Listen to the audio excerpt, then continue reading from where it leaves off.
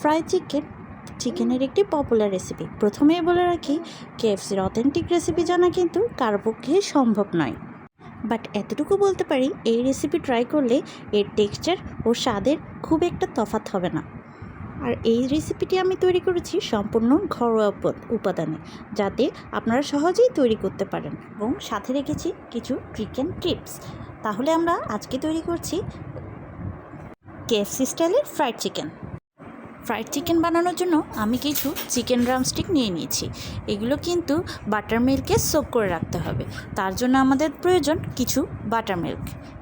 আর বাড়িতেই এই butter milk খুব ইজিলি তৈরি করা যায়। বাটার মিল্ক তৈরি করার জন্য আমাদের লাগবে অল্প কিছু দুধ আর 2-1 টুকরো লেবুর রস, বাস। তারপর চামচ দিয়ে নেড়ে একটু ছানা পাকিয়ে গেলেই এটাকেই বাটার মিল্ক হিসেবে আমরা ইউজ করতে পারি। আমি আমার প্রয়োজন মতো কিছু বাটার মিল্ক তৈরি করে নিয়েছি। এবার চিকেনের মধ্যে তা দিয়ে আমি ভালোভাবে নেড়ে চেড়ে 2-3 ঘন্টার জন্য চিকেনটা বাটার মিল্কের মধ্যে সোক করে রাখবো। চেষ্টা করবেন কমপক্ষে 2-3 ঘন্টা সোক করে রাখার। আর যদি সময়ের স্বল্পতা হয় তাহলে আধা ঘন্টাও রাখতে পারেন। তবে চেষ্টা করবেন 2 থেকে 3 ঘন্টা যেন এভাবে ম্যারিনেট করে রাখা যায়, তাহলে চিকেনের ফ্লেভারটা খুব ভালো আসে এবং সুন্দর হয়। এবার আমি চলে যাব আমার পরের মিশ্রণ তৈরিতে। আমার পরের মিশ্রণ তৈরিতে লাগবে একটি ডিম, অল্প গোলমরিচের গুঁড়ো, কিছুটা লবণ আর পরিমাণ মতো ময়দা। এবার একটি কাঁটা চামচ বা হুইস্ক দিয়ে ভালো করে মিশিয়ে নিতে হবে, যাতে কোনো দলা পাকানো না থাকে। ভালোভাবে মেশানোর পরে আমি আমার পরের স্টেপে চলে যাব। একটি শুকনো পাত্রে কিছুটা ময়দা এবং কিছুটা কর্নফ্লাওয়ার নিয়ে নেব। এর রেশিও হবে 3:1। এরপর এর মধ্যে দিয়ে দিব সামান্য লবণ ও গোলমরিচের গুঁড়ো। সাথে আরও দেব আদা গুঁড়ো, রসুন গুঁড়ো ও পেঁয়াজের গুঁড়ো। বাসায় যদি আদা রসুন পেঁয়াজের গুঁড়ো না থাকে তবে এ বাটাও ইউজ করা যাবে। আমার কাছে ছিল তাই আমি দিয়েছি। আপনারা চাইলে বাটা মশলাও ব্যবহার করতে পারেন। এবার আমি দিয়ে দিব 2 চা চামচ চিকেন পাউডার। চেষ্টা করবেন চিকেন পাউডারটা ইউজ করতে। এই চিকেন পাউডার ইউজ করলে খাবারে খুব একটা সুন্দর ফ্লেভার আসে, যা খাবারের স্বাদকে দ্বিগুণ বাড়িয়ে দেয়। এরপর ইউজ করব অল্প একটু অরিগানো। আপনারা চাইলে মিক্স হার্বও ব্যবহার করতে পারেন। আমার কাছে ছিল না তাই আমি ইউজ করিনি। যে কোনো সুপার শপে অরিগানো এবং মিক্স হার্বস পেয়ে যাবেন। সব শেষে আমি সুন্দর রং ও স্বাদের জন্য ইউজ করব অল্প একটু পাপরিকা পাউডার। আপনারা চাইলে লাল গুঁড়ো মরিচও ব্যবহার করতে পারেন। এবার আমি সমস্ত ড্রাই ইনগ্রিডিয়েন্টস ভালোভাবে মিশিয়ে নেব, যাতে কোনো লাম্পস না থাকে। ভালোভাবে মেশানো শেষে আমি আমার পরের স্টেপে চলে যাচ্ছি। আমার পরের স্টেপ হলো একটি মিশ্রণ তৈরি, যা দিয়ে আমি মাংস ম্যারিনেট করব। একটি বাটিতে আমি কিছু আদা, রসুন ও পেঁয়াজের গুঁড়ো নিয়েছি। আমি এখানে সব হাফ টিস্পুন করে নিয়েছি।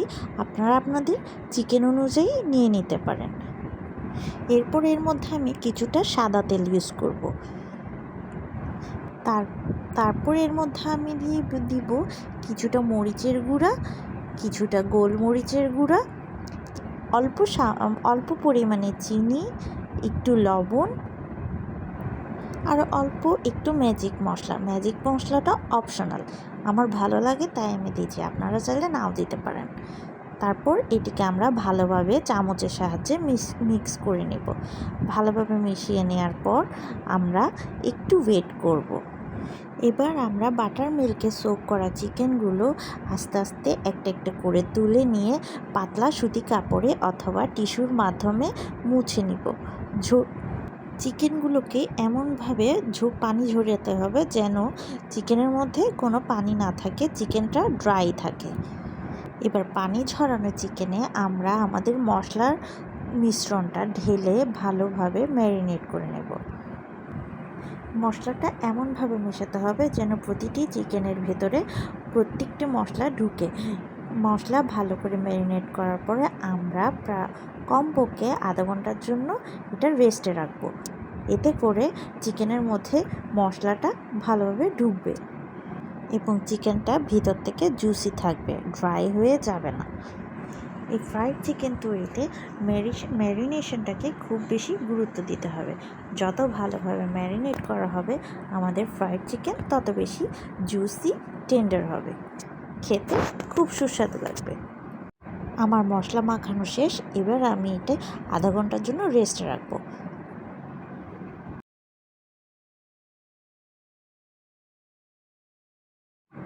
আধা ঘন্টা রেস্টে রাখার পর আমার চিকেন ড্রামস্টিকগুলো দেখতে ঠিক এইরকম হয়েছে। এখন আমি আমার পরবর্তী ধাপে যাব।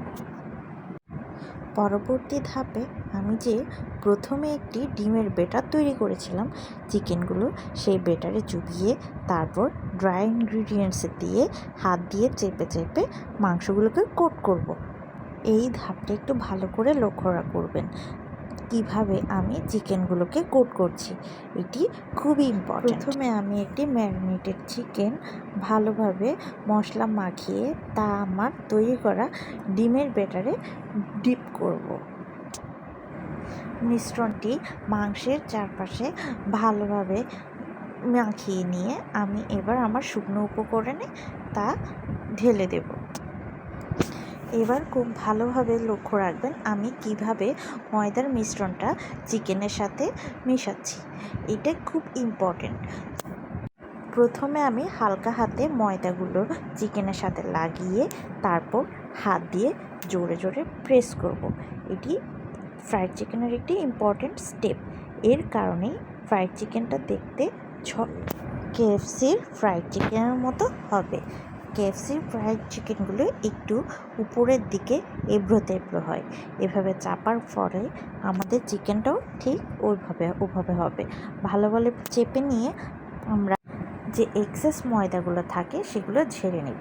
এবার আমি আস্তে আস্তে একটা একটা করে আমার সব চিকেনগুলো ভালোভাবে ময়দায় কোট করে নিচ্ছি। আশা করি সবাই দেখেই বুঝতে পারছেন আমি কিভাবে কাজটা করছি। এভাবে করলে আপনাদের ফ্রাইড চিকেনগুলো দেখতে কেএফসি স্টাইলের ফ্রাইড চিকেনের মতো হবে। আমার সব চিকেন কিন্তু ময়দার মধ্যে কোট করা শেষ। এবার আমি আমার শেষ স্টেপে যাব, ফ্রাই করতে।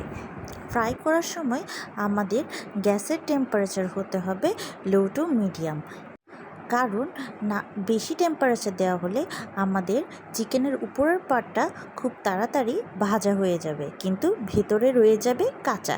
তাই আমাদের সময় নিয়ে আস্তে আস্তে করে চিকেনগুলো ওপিট করে আস্তে আস্তে ভেজে নিতে হবে। এতে করে আমাদের ভিতরের চিকেনগুলোও জুসি হবে এবং ভালোভাবে কুকড হবে।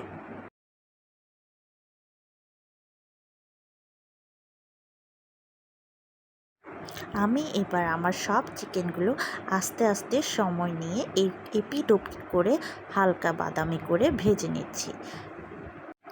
আমি কিন্তু ভাজার পুরোটা সময় আমার গ্যাসের টেম্পারেচার রেখেছি লো টু মিডিয়াম, যাতে করে আমার চিকেনগুলো ভেতরেও ভালোভাবে সেদ্ধ হয়। আপনারাও জিনিসটা খেয়াল রাখবেন যেন চিকেনটা ভেতর থেকে সেদ্ধ হয়। আমার চিকেন ভাজা হলে আমি একটা একটা করে সব উঠিয়ে নিচ্ছি। খেয়াল রাখবেন আপনাদের চিকেনগুলো সেদ্ধ হয়েছে কিনা। আমার কিন্তু একটা একটা করে সব চিকেন ভাজা প্রায় শেষ। কি লাগছে তো কেএফসি স্টাইলের ফ্রাইড চিকেন? আর দেখুন চিকেনগুলো দেখতে কতটা ক্রিস্পি হয়েছে। আর বাড়িতে যদি বাচ্চারা থাকে বা গেস্ট আসে বা ইভিনিং স্ন্যাক্সের জন্য এটি একটি বেস্ট অপশান। আশা করি আপনাদের এই ইজি স্ন্যাক্সটি খুব ভালো লেগেছে। আর ভালো লেগে থাকলে আমাকে কিন্তু অবশ্যই কমেন্টে জানাবেন আর আমার ভিডিওটি শেয়ার করবেন। আজ এতটুকুই, সবাই ভালো থাকবেন, সুস্থ থাকবেন। আল্লাহ হাফেজ।